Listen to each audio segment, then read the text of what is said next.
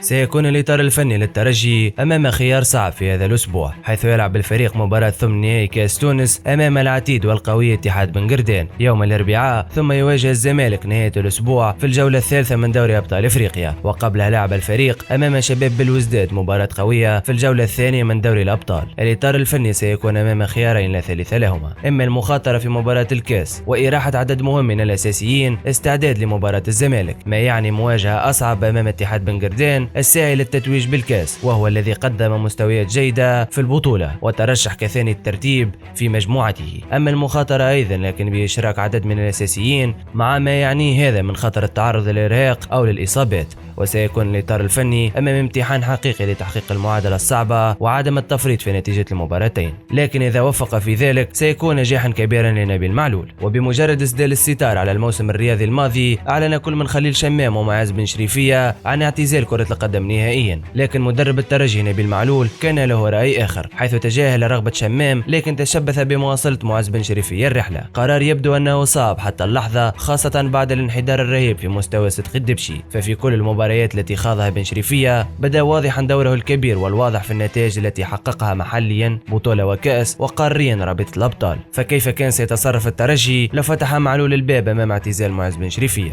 نتمنى الناس الكل تعطيني رأيها في التعليقات، وما تنسوش اللايك والاشتراك في القناة وتفعيل زر الجرس لتصلكم كل جديد.